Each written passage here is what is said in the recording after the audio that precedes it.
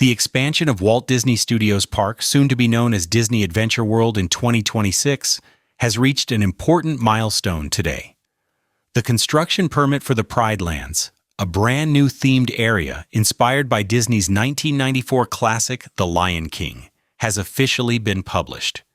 Issued by the municipal authorities of Chessy in April 2025, this detailed document was prepared by Euro Disney Associés SAS. It unveils the precise outlines of a highly ambitious project, carrying the codename SUN. And one thing is certain, this permit reveals a wealth of fascinating details.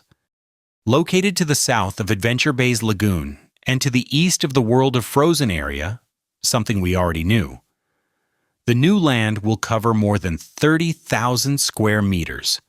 It will feature an immersive attraction along with a shop, a food kiosk, restrooms, and lush landscaped spaces. All of this will be brought to life within scenery inspired by the African savanna, with particular reference to Tanzania.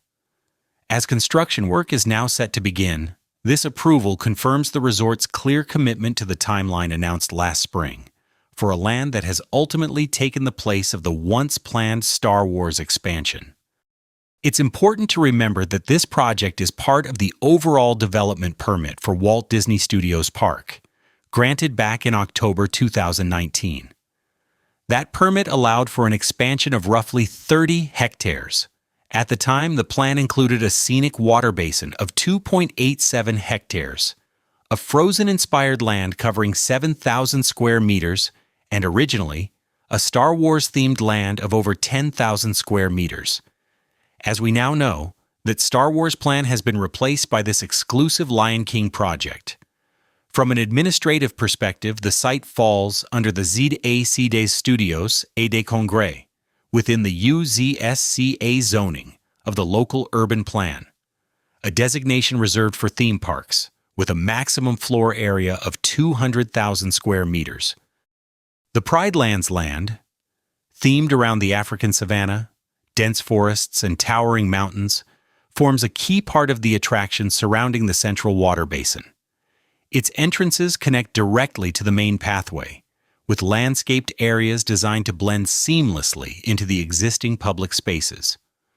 The project brings together three main buildings, covering a total footprint of 14,412 square meters, with an interior floor area of 11,392 square meters. Building 701, which houses both the main attraction and its dedicated shop, is by far the largest structure. It covers a footprint of 13,775 square meters, with a floor area of 11,143 square meters. Hidden behind an artificial mountain rising up to 37 meters high, the complex is divided into four distinct sections. The outdoor queues will be sheltered beneath wide canopies made of synthetic thatch, evoking the atmosphere of African villages. Inside, the main section features a variety of volumes, including a mezzanine for the indoor queue, double loading and unloading areas, and a spectacular two-level water ride with openings to the outdoors. Technical and maintenance facilities are also integrated within this vast structure. To the west, the complex includes a shop covering 299 square meters, with nearly two-thirds of the space reserved for storage. This store will be accessible both from inside the attraction and directly from the outside. On the southern side, technical areas rise to a height of just over 5 meters, and beneath the entire building, a massive underground reservoir of 2,000 cubic meters will supply the water channel for the attraction itself. Building 703 will serve as the visitor restrooms. It covers a footprint of 330 square meters, with a floor area of 186 square meters. This simple ground-level structure features a roof height of 4.1 meters, with a parapet rising to 5.1 meters. Inside, it is divided into 3 guest areas, for men, for women, and for families. The building also includes a staff break room, as well as technical spaces accessible from the rear. Building 704 will take the form of a food kiosk. It covers a footprint of 307 square meters, with a floor area of 63 square meters. This ground-level structure rises to a roof height of 4 meters, with a parapet at 5 meters. Inside, it will house a kitchen, while outside, guests will find a covered service counter. 2 distinct canopies complete the design, one sheltering the order area at a height of 3.6 meters, and another covering the seating area, peaking at 4.2 meters. The facades and materials have been designed to reflect traditional African vernacular architecture, while still meeting modern technical requirements. For Building 701, the roofs supporting the artificial mountain are made of insulated concrete slabs with asphalt and membrane finishing. The other roofs are built with insulated steel decking. Its structural frame relies on reinforced concrete walls. The public-facing facades use external thermal insulation with metal cladding, all carefully concealed behind the mountain. This mountain will be created from a steel framework, a mesh base, sculpted beige plaster, and enhanced with artificial vegetation to achieve a natural look. As for the non-visible facades, these will feature predominantly green cladding, with an anthracite strip on the southern side to break up the silhouette. Inside the attraction, the floors will be finished with a mix of tiles, resin, and patterned concrete.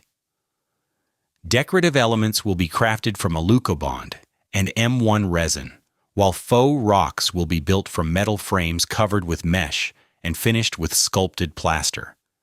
Doors will be made of colored wood, and window frames in aluminum. The canopies will be constructed from resin thatch, supported by wooden posts, with undersides clad in wood. Buildings 703 and 704 will feature insulated concrete slab roofs with membranes, complete with parapets and guardrails for safety. Visible facades will include beige plaster imitating wattle and daub, accented with brown wooden weaving, beige colonnades, and a variety of wooden cladding.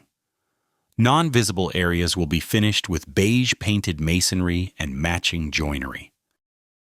For the food kiosk itself, the design includes insulated steel decking canopies, wooden eaves and gables, and a surrounding trim of synthetic thatch. Roof plans reveal gentle slopes of 2 to 3% for the main attraction, incorporating faux rocks and privacy screens. The restroom building features a terrace at 4.10 meters, while the kiosk has canopies and synthetic thatch and a terrace ranging from 3.50 to 4.60 meters in height. Cross-sectional plans show how the structures integrate seamlessly with the natural terrain at 126 NGF, with minimal height variations of just 0.10 meters. The facades highlight thematic details throughout: wooden slats, plaster finishes simulating earth and stone, and supporting wooden posts. Open spaces have been designed to prioritize permeability. Planted beds will reduce impermeable surfaces, with planters lining the pathways. Stamped concrete walkways and paved backstage paths are also planned, while berms and mounds will create smooth transitions to backstage areas enclosed by metal fences with toe boards. No fewer than 297 trees, ranging from 1.5 to 10 meters tall, will be planted across the landscaped beds, covering a total of 5,396 square meters of green space, compared to 3,664 square meters of visitor surfaces. Rock formations, combined with planted slopes of shrubs and perennials, will further reinforce the savanna theme. We'll skip over the technical details regarding utilities and rainwater management, as well as compliance with energy, safety, and environmental standards, since they are less relevant here. This permit reflects the progress of a project designed to minimize visual and acoustic impact, with the orientation of buildings carefully planned to protect nearby residents. With a floor area bringing the park to 88,261 square meters. Well under the 200,000 square meters permitted, Pride Lands is set to strengthen the appeal of Disneyland Paris.